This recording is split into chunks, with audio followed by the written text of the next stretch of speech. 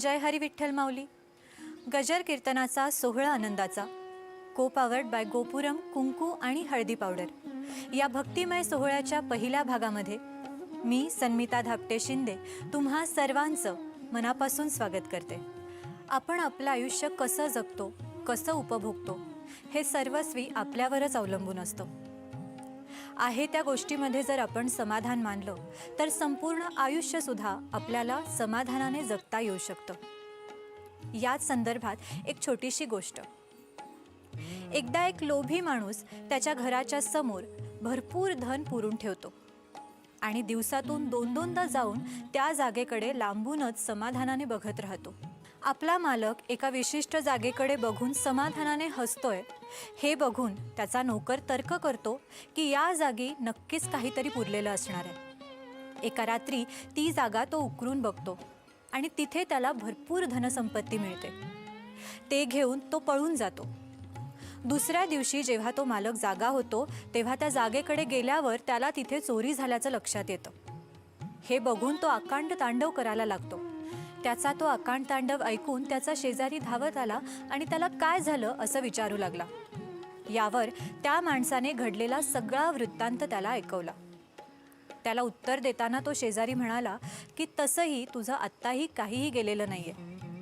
तुला फक्त त्या जागेकडे बघायचंय आणि समाधान व्यक्त करायचंय. याचाच अर्थ आपल्याकडे काय आहे याचा विचार न करता, त्याचा उपभोग न घेता आपण आयुष्यभर तसेच बसतो आणि सुख मिळत नाही म्हणून रडत राहतो. तर अशाच कथा आपण आजच्या या कथेमधून सुद्धा ऐकणार आहोत. अर्थात कथा आहे मल्हार महात्म्य आणि ही कथा सादर करत आहेत हरिभक्तीपरायण गजानन महाराज काळे. पुंडलिक वरदा हरी विठ्ठल श्री ज्ञानदेव तुकाराम पंढरीनाथ भगवान की जय. माऊली ज्ञानेश्वर महाराज की जय. जगद्गुरु श्री संत तुकाराम महाराज की जय. छत्रपती शिवाजी महाराज की जय. सद्गुरु जोग महाराज की जय. भारत माते की जय. हरि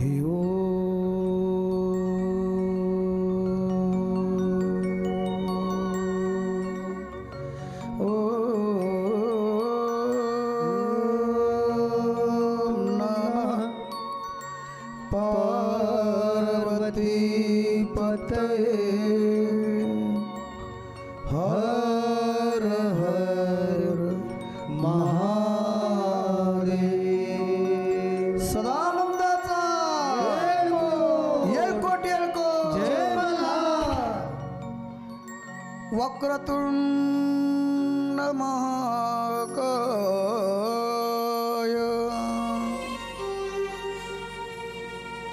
सूर्यकोटी समप्रभ निर्विघ्न कुरु मे देव.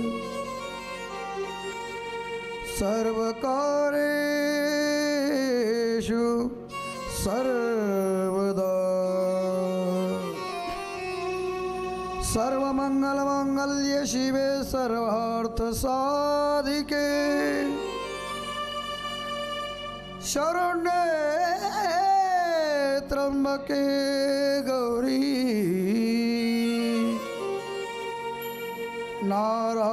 नारायणी नमोस्तुते. समचरण सरोजं सान्द्रनीलाम्बुदाभं जगन्नीत पाणिमण्डनं मण्डनाना तरुण तुलसीमाला कंदरं कुञ्जनेत्रं सदय धवलासु विठ्ठल चिं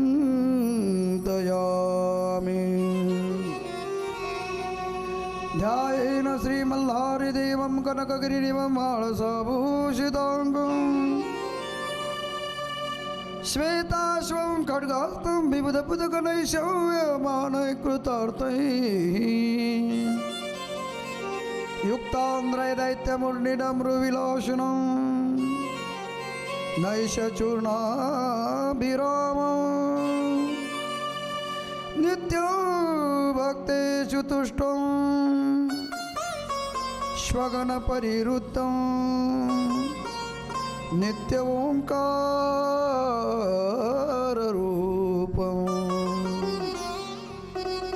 नमामि सद्गुरुं शान्तं सच्चिदानन्दविग्रहं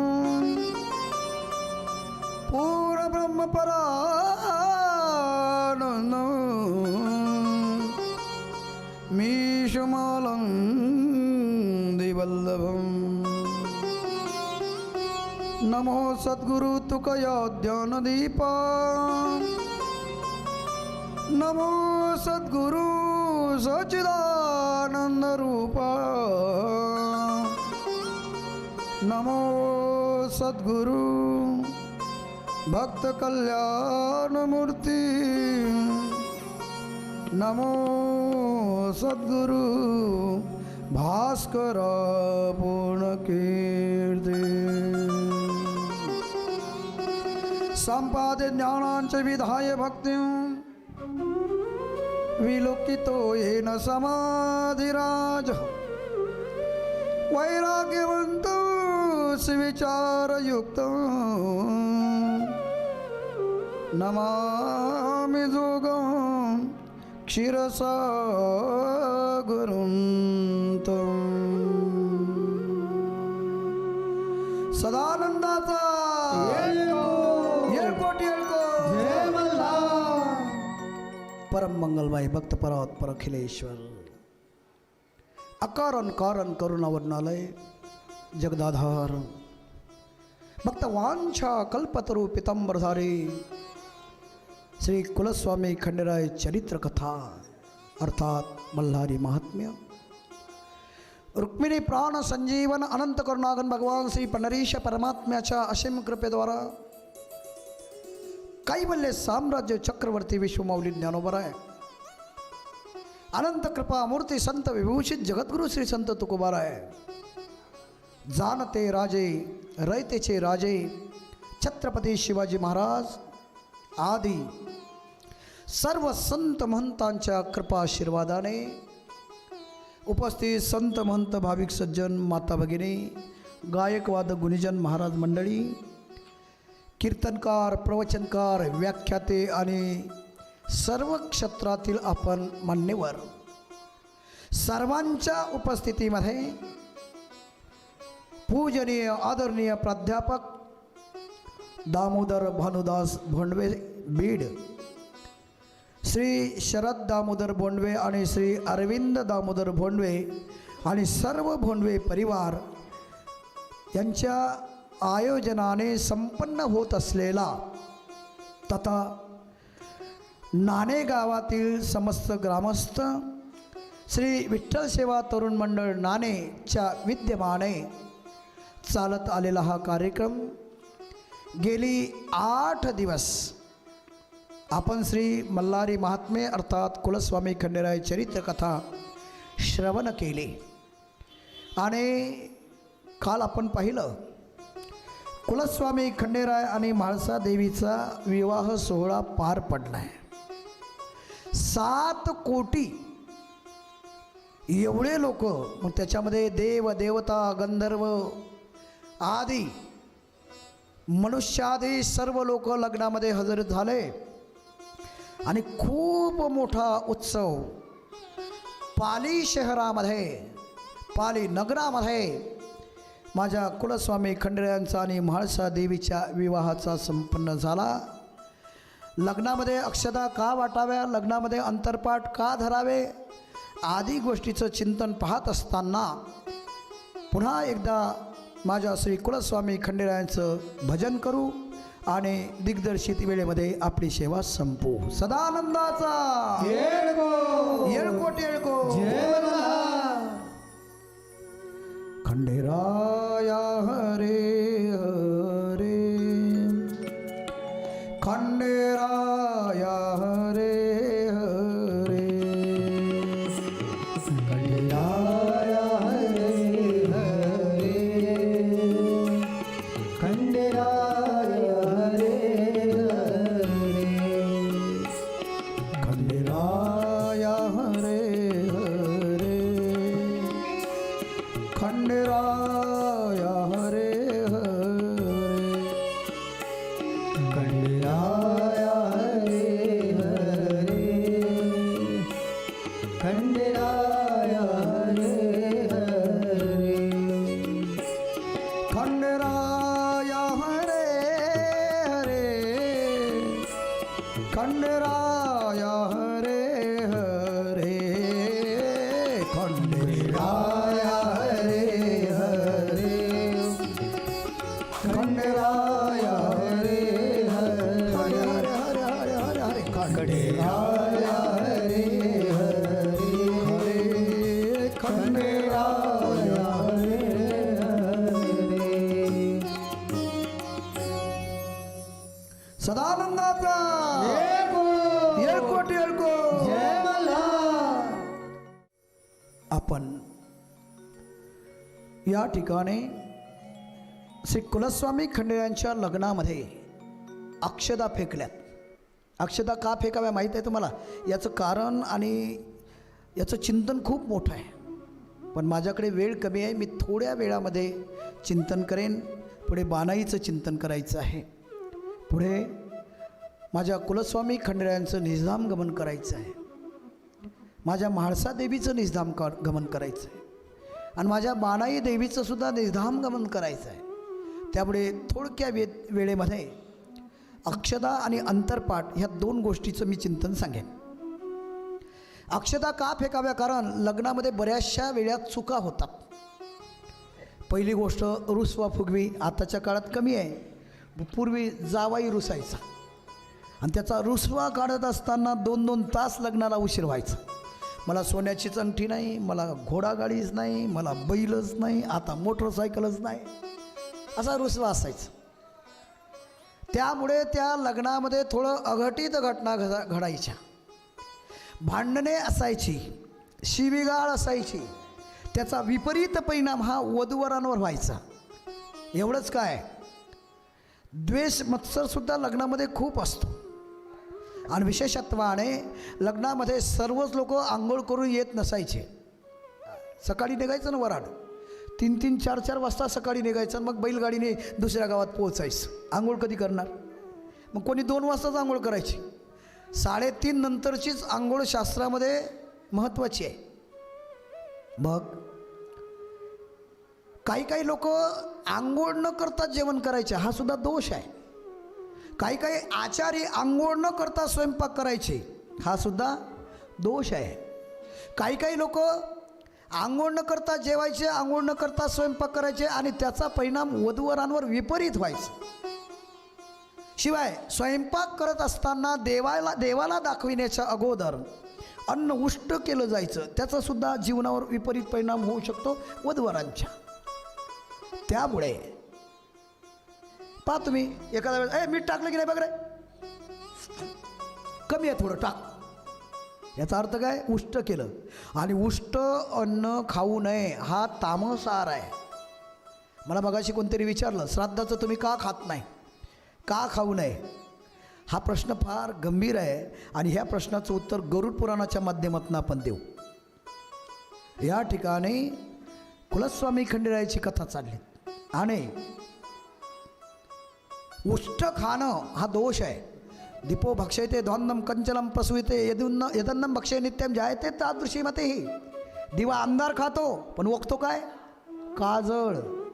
तसं जसं आपण अन्न खाऊ ना तशीच आपली बुद्धी होत असते. म्हणून चांगलं खा, चांगलं राहा. त्या खाण्यामुळे, चांगल्या राहिल्यामुळे तुमचं बोलणं चांगलं येईल. तुमचं आज लक्षात घ्या, ज्याचा आचार चांगला त्याचा विचार चांगला आणि ज्याचा विचार चांगला ना त्याचे उच्चार चांगले. म्हणून चांगलं खात जा. उष्ट खाल्लं जातं, तो दोष आहे. त्याचा परिणाम हा वधूवरांवर होतो. म्हणून अक्षदा टाकल्या जातं नवरदेव नवरीच्या अंगावर. तुम्ही म्हणाल महाराज नवरदेव नवरी तिकडे असती, आमच्या अक्षदा पुढच्याच्या डोक्यावर पडतं आणि तुम्ही जर म्हणता नवरदेव नवरीच्या अंगावर फेकल्या पाहिजे. लक्षात घ्या, जरी नवरदेव नवरी तिकडे असेल, तुमच्यासमोर 2-4 माणसं असेल, त्या 2-4 माणसाच्या अंगावर अक्षदा पडत असेल, तरी अक्षदा त्या माणसाच्या अंगावर टाकल्या की नवरदेव नवरीवर? नवरदेव नवरीसाठी टाकल्या की नाही? मग त्या माणसाच्या अंगावर जरी पडत असेल तरी अक्षता ह्या नवरदेव नवरीलाच पोचणार आहे. म्हणून अक्षदाने आपल्या जीवनातील लग्नामधील दोष संकट निघून जातात. अक्षदा फेकाव्या. दुसरी गोष्ट, अंतरपाठ का धरावा? वधूवरांची दृष्टादृष्ट होऊ नये. बघा त्या याच्यामध्येच आहे, दृष्ट वधूवरा न करणे हे शब्द आहे. तुम्ही फक्त अक्षदा फेकण्यासाठीच मंगलाष्टक म्हणता, बाकी काही घेणं नाही. अर्थ आहे त्याच्यात.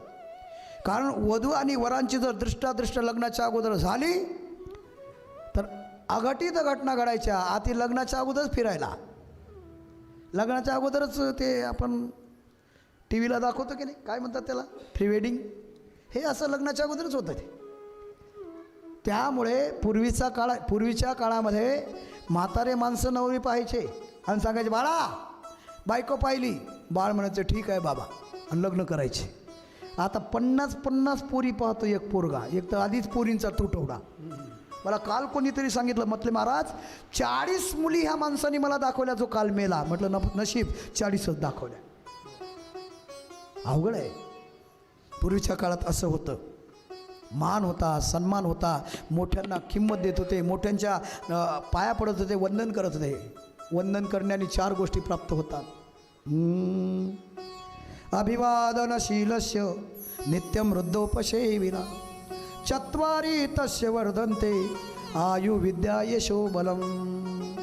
आयुष्य वाढतं, यश वाढतं, बल वाढतं आणि विद्या वाढते.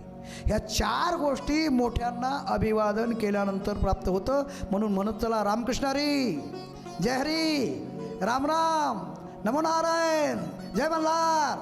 मोठे माणूस दिसल्यावर असं म्हटलं पाहिजे. वंदनही होतं, अभिवादनही होतं आणि नामस्मरणाचं फळसुद्धा प्राप्त होतं. सदानंदाचा येळकोट जय मल्हार. अंतरपाठ कळालं. होम का असावा? कारण प्रत्येक स्त्रीला आपल्या जीवनामध्ये 4 पती आहे. पहिला आहे गंधर्व, दुसरा आहे अग्नी, आणि दुसरा सोम, आणि तिसरा अग्नी. गंधर्व, सोम, अग्नी, भोगिती, कुमारी. कोटेचराचरी त्याग केला, हे 3 पती. आणि अग्नीच्या आज्ञेने ज्याच्या समेत तुम्ही विवाह करताय तो 4था पती. म्हणून यज्ञाला, लग्नामध्ये यज्ञ असतो, होम असतो, त्या अग्नीला आज्ञा मागण्यासाठी की आतापर्यंत मी तुझी पत्नी होती, पण आता मी ह्याच्या सान्निध्यात चालली, तुझी कृपा माझ्यावर असू दे. ज्याच्या लग्नामध्ये होम नसतो त्याच्या जीवनामध्ये दुःख असतं. सदानंदाचा येळकोट जय मल्हार. कारण 4था जो पती आहे तो अग्नी आहे. म्हणून विवाह होम असावा. आणि त्याच्यामध्ये बाप म्हणत असतो पतिगुह्यताम, म्हणजे मी माझी मुलगी तुम्हाला देतो. त्या जावाईने म्हणायचं असतं स्वस्ती ओम स्वस्ती धर्म प्रजा सिद्ध्यर्थम कन्याम प्रतिगृह्णामि. मी तुमची असणारी कन्या धर्माचं रक्षण करण्यासाठी, धर्मयुक्त प्रजा निर्माण करण्यासाठी मी तिचा स्वीकार करतो. आणि मग उल्लंघन करू नका. तो म्हणतोय नातीचरामी, नातीचरामी, मी उल्लंघन करणार नाही. आणि मग मंगळसूत्र. लक्षात घ्या, मंगलाष्टक म्हणणे म्हणजे लग्न नाही. बरेचसे लोक म्हणतात आम्ही लग्नाला जातोय, आम्ही लग्नाला. तुम्ही लग्नाला जाताय? अरे मंगलाष्टक झाल्यावर चिंगाट पळत निघताय, गाडीच पाहती कुठून निघेल अशा ठिकाणी लावतोय ना की कुठला अडथळाच येऊ नये गाडी. तुम्ही लग्नाला जातच नाही म्हणत, तुम्ही फक्त मंगलाला जाताय. मंगलम भगवान विष्णू मंगलम गडध्वज स्वस्ती श्री गणनायकम गजमुखम. हे मंगल आहे. खरं लग्न ते आहे जेव्हा वर वधूच्या गळ्यामध्ये मंगलाष्टक बांधतं आणि सप्तपदी होती, ते खरं मंगल, ते खरं लग्न आहे. ह्या लग्नाला कोणी थांबतच नाही. 10-12 कार्टे असतात ते उचलणारे. आणि आणखी लक्षात घ्या, समस्त भारत देशातील लोकांना एक विनंती करेन, लग्नामध्ये नवरीला किंवा नवरदेवाला कधी उचलून घेऊ नका. कारण लग्नामध्ये हार गपचिप मुकाट्याने टाकू द्या. जर समजा त्या नवरीला एक जण 2-4 मुलं उचलतात, नवरदेवाला एखादा 2-4 मुलं उचलतात, नवरदेवाने जर नवरीच्या गळ्यात हार टाकायच्या ऐवजी तिच्या कलवरीच्या गळ्यात पडला तर अवघड आहे, विचारच करत नाही. नवरीने तिच्या पतीच्या गळ्यात टाकायच्या ऐवजी दुसऱ्याच्या गळ्यात पडला तर दोष घडतो. नवरदेव नवरीला कधी उचलून घेऊ नका. आणि उचलून घ्यायची सवयच असेल ना, धेंडवा नाचवताना चांगल्या मानगुटीवर बसवा, नाचा. धेंडवा नाचवताना नवरदेव नवरीला डोक्यावर घेऊन नाचवायचे, त्याला धेंडवा म्हणतात. लग्नामध्ये झालेलं जे संकट आहे तो धेंडवा नाचवल्याने जातो. म्हणून नवरदेव नवरीला खांद्यावर घेऊन नाचवायचं असतं. पण आता खात्या पित्या घरची जर नवरी असेल जाडजूड, तर तुम्ही तिला खांद्यावर घेणार का? पूर्वीच्या काळामध्ये बालवयामध्ये लग्न व्हायचे, खांद्यावर घेऊन नाचता येत होतं. पण आताच्या मुलांना घेऊन नाचता येत नाही. त्यासाठी एखाद्या तामणामध्ये आपले कुलस्वामी देव घ्यायचे, टाक घ्यायचे आणि त्यांना नाचवायचं. त्याला धेंडवा म्हणतात. नाथ महाराजांच्या रामायणामध्ये धेंडव्याचं फार सुंदर असं चिंतन आहे. धेंडवा नाचवल्यानंतर लग्नामध्ये झालेले जे विघ्न संकट आहे, पुढे येणारं जे विघ्न आहे, तो धेंडवा नष्ट करत असतो. लक्षात घ्या, धेंडवा जे नाचवत आहे ना, पण धेंडवा नाचवणारा फुल नसावा, टाईट नसावा. कारण बरेचसे धेंडवे नाचवणारे अवघड आहे. या गोष्टी कळाव्या, याच्यासाठीच कथा आहे. सदानंदाचा येळकोट येळकोट जय मल्हार. कुलस्वामी खंडेरायांचं आणि म्हाळशेचा विवाह झाला. एवढे आनंदात दिवस गेले महाराज. पण आता एक बोलू तुम्हाला, लग्नाचं उत्तर दिवस, कुठे कुठे लग्न झालेल्या दिवशीच मुलगी पाठवणी करतात, कुठे कुठे दुसऱ्या दिवशी. पालीला एक दिवस म्हाळशेला ठेवलं. दुसऱ्या दिवशी आता माझ्या कुलस्वामी खंडेरायांसमेत म्हाळसा देवी जाणार आहे. आणि अक्षरशः हे तिमशेट वाण्याला माहिती पडलं. एक बोलू तुम्हाला, ज्याला मुली असेल ना त्याला कळेल. मुलगी जेव्हा सासरला जाती तेव्हा सर्वात जास्त कोण रडत असतं? सर्वात जास्त आई. अरे आई जोरात रडती म्हणून माहीत पडतंय. बाप हा 5 दिवसाच्या अगोदरपासून रडत असतो. 5 दिवसाच्या अगोदर माझी मुलगी जाणार आहे. मुलगी दिली तर खरं, तिचा नवरा कसा असेल, तिचा सासरा कसा असेल, तिची सासू कशी असेल, तिचं घराणं कसं असेल. माझ्या मुलीला त्रास तर नाही होणार? हे लोक माझ्या मुलीचा छळ तर नाही करणार? तर हातावरच्या फोडासारखं सांभाळलं हो. हाडाचे काढं केले, रक्ताचं पाणी केलं, राबलो. एक बोलू, मुलापेक्षा मुलीवर बापाचं प्रेम जास्त असतं, मुलापेक्षा. आणि मुलीचं सुद्धा आपल्या बापावर प्रेम असतं. एवढं प्रेम असतं ना, बापाजवळ छोटंसं ताट घेऊन जाते, चिमुकल्या हाताने घास आपल्या बापाच्या तोंडात घालते. तो बाप त्या मुलीच्या डोक्यावरनं असा हात फिरवते, गालावरनं हात फिरवते, 1-2 पटापट मुके घेते. आणि मुके घेतल्यानंतर, बाळा व्यवस्थित आहेस ना, तुला स्वयंपाक छान करता येतो, शाळेत पण जा, अभ्यास करते ना, तुला कोणी शाळेत त्रास तर नाही देत ना बाळा, बाळा तुला कोणी काही बोलत तर नाही ना, बाळा तू चाललीस वृंदावनी, तू चाललीस इकडे. बाप तिची पप्पी घेतोय, मुका घेतो, तिच्या गालावरून हात फिरवतो, पुन्हा खिशात हात घालतो. काय 5 रुपये 10 रुपये 100 रुपये असेल गपचूप मुलीच्या हातात देतो. आणि मुलगी जेव्हा लग्नाला बोहल्यावर उभी राहते ना, बापाला आठवतं, अरे कधी मोठी झाली रे, हिला आता पंख फुटल्यासारखी आता उडून जाणार रे, आणि माझी मुलगी जर आता निघून गेली मला नाही भेटणार. मी किती जरी आवाज दिलाय बाळ, तर ते पळत पळत माझ्याकडे आता नाही येऊ शकणार, हे फक्त बापाला वाटतं. म्हणून बाप लग्नामध्ये सर्वात जास्त रडतो. इकडे मंगलाष्टक चालू असतात. आई तुळशीला पाणी घालत असती. तुळशीला पाणी का घालावं माहीत आहे? तुळशी मातेजवळ प्रार्थना करावी, हे माते तू पवित्र आहे, हे माते तुझं लक्ष माझ्या मुलीकडे असू दे, माझ्या मुलीचं असणारं सासर, माझ्या मुलीचा असणारा संसार, माझ्या मुलीचं असणारं भवितव्य उज्ज्वल होऊ दे. म्हणून मामी, आत्या किंवा आई इकडे मंगलाष्टक चालू असतात आणि इकडे तुळशीला पाणी ओतणं चालू असतं. आणि मग बाप इतर वेळेस मुलीला 1 ते 2 वेळा पाहतो, पण लग्नाच्या दिवशी मात्र 5 ते 6 वेळा बाप पाहून जातो शृंगार कक्षात. पाहुण्यानं म्हणतो, ओ या या या या बसा. आणि एवढ्या वेळात मुलीच्या घरामध्ये, त्या वधूगृहामध्ये जातं आणि मुलगी मेकअप करीत असती. मागूनच मुलीला पाहतो, मागूनच पाहतो. काळजामध्ये रस्स होतं.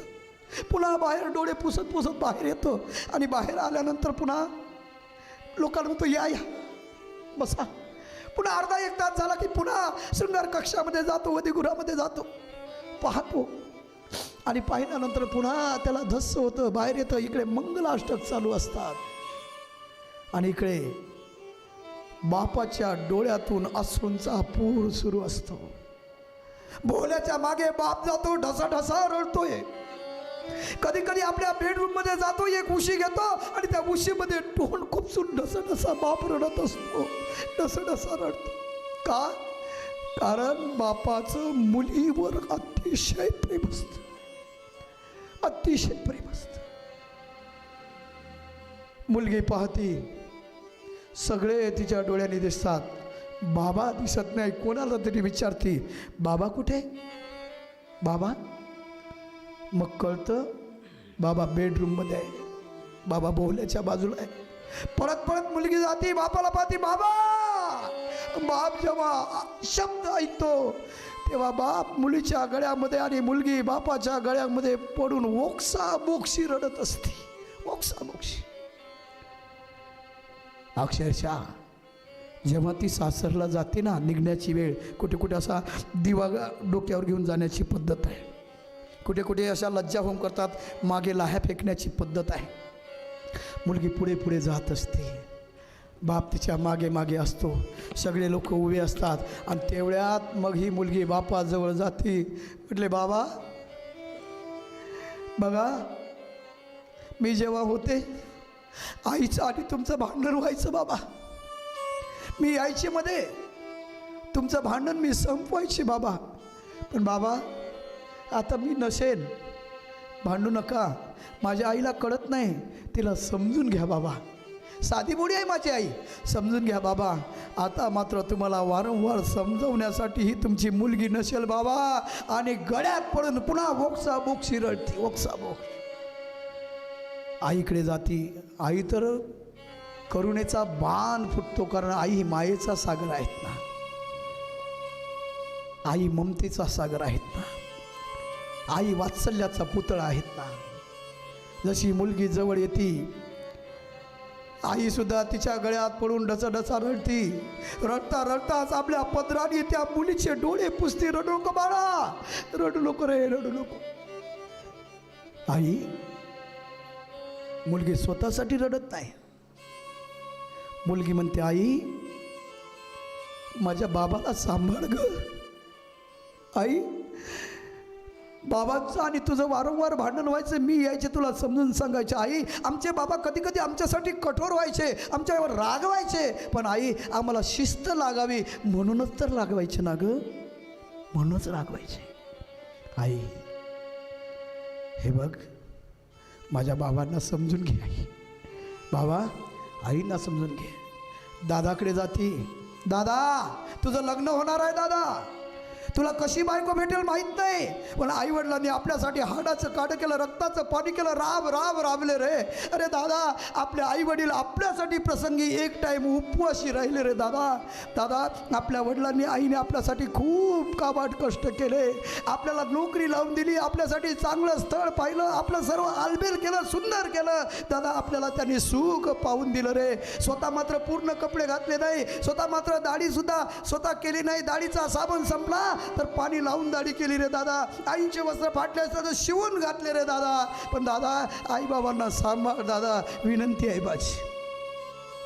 आजीच्या जवळ जाते, गळ्यात पण रडते. आजी, तू या घरची पोखता आहेस.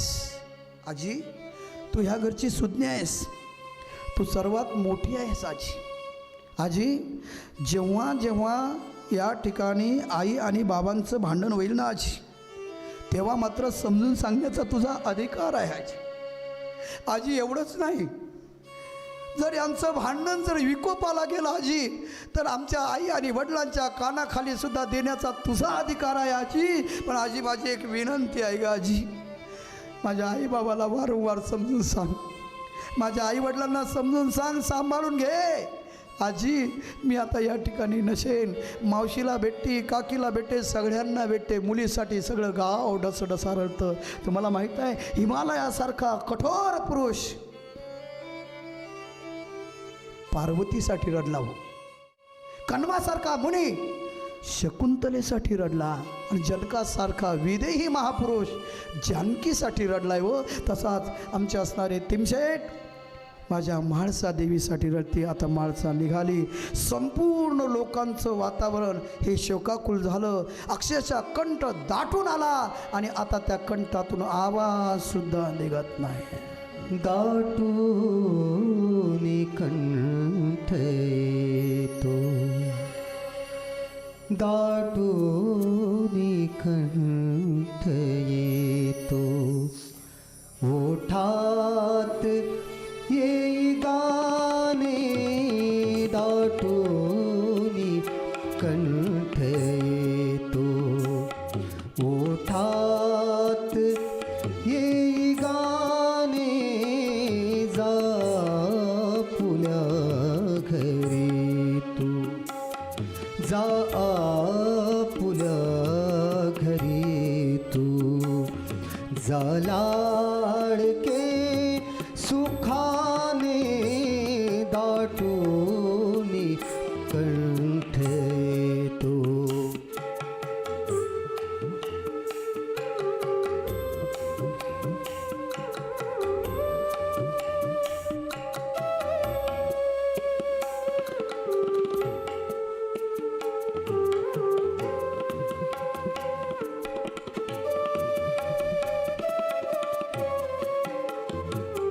हातात बाळ पोटी, ओठात बाळ भाषा, रमलो तुझ्या सवेमी, गिरवीत श्री गणेशा, वळवून अक्षराना,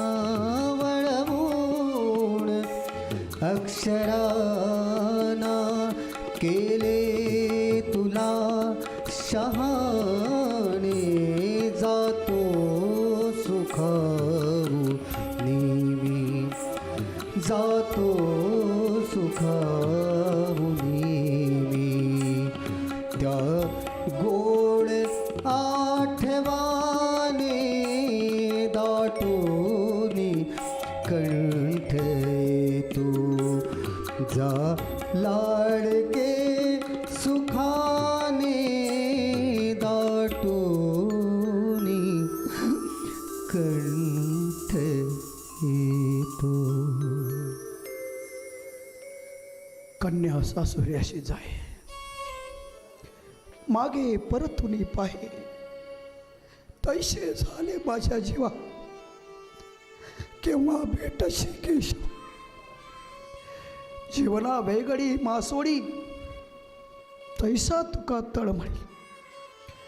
अर्थात मुलगी निघून जात असताना माहेरच्या लोकांची अशी अवस्था होती, तशी अवस्था आमच्या म्हाळसा मातेची, तिमशेट चिंची आणि रत्नप्रियांची आणि समस्त त्या नेवाशे वाशियांची अवस्था अशी झाली. शोकाकुल वातावरण आहे. काय कुणास ठाऊक ही रीत कशी आली, कुठून आली, का माहीत. आपल्या मुलीला आपण तळहातावरच्या फुलासारखं सांभाळायचं, लहानाचं मोठं करायचं, शिक्षण करायचं आणि एक दिवस दुसऱ्याच्या ताब्यात देऊन द्यायचं. कळत नाही हो, पर्याय नाही. रूढी आहे, परंपरा आहे, सांभाळणं गरजेचं आहे. सदानंदाचा येळकोट जय मल्हार. पुढे पायाने तांदूळ सांडवतात. आता पायाने तांदूळ का सांडवतात? वस्तुतः धान्य लाथाडणं हा दोष असतो, पण लक्ष्मीच्या, लक्षात घ्या, जी नवरी असते ना ती लक्ष्मी असते आणि तिच्या पायात लक्ष्मी असते. म्हणून जेव्हा ती घरी येते तेव्हा तिच्या पायाने जर तांदूळ सांडवले तर त्यांच्या घरात बरकत येते. पण इतर लोकांनी तांदूळ सांडू नये, नाही तर अन्नान्न दशा होती तरी मिळत नाही. सदानंदाचा येळकोट जय मल्हार. पुढे म्हाळशेद्वारा पहिला स्वयंपाक झाला. बानाईचं चरित्र पाहू. जया असणारी सतीची दाशी, आणि ती सतीची दाशी सहज सतीच्या आणि भगवान शिवजींच्या सान्निध्यात एवढी असायची की अक्षरशः शयनगृहामध्ये सुद्धा ती दाशी जायची. त्यांचं बोलणं, त्यांचं संभाषण, सगळं सुख त्या पाहायच्या. आणि मग तिच्या मनामध्ये असा एक विकल्प आला आणि एक दिवस सहज अशी रागावून बसली. नंतर विचार केला रागावण्याचं कारण काय. मध्ये दुःखी होती आणि नेमकं सतीने पाहिलं. आणि सतीने पाहिल्यानंतर काय झालं. मग सतीची पहिले त्या जयाने स्तुती केली. हे सती, मला माहीत आहे मी आज जी गोष्ट तुझ्या पुढे प्रतिपादित करणार आहे, जे मी तुला मानणार आहे, मागणार आहे, ते मात्र फार अवघड आहे. सती, तुझं भाग्य फार चांगलं आहे.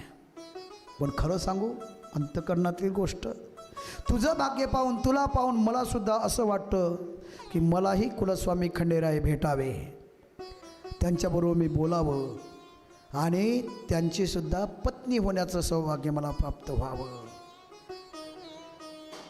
सती म्हटली ते तर शक्य नाही, पण मी बोलून पाहते. लक्ष्मीजी एकांतात, सती त्या ठिकाणी जातात.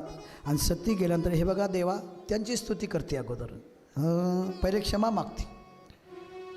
हे देवा, करचरण कृतम वाक्कायजम कर्मजम वा श्रवणनयन जम्वा मानसं वा पराहं विहितं वा सर्वमेत क्षमस्व.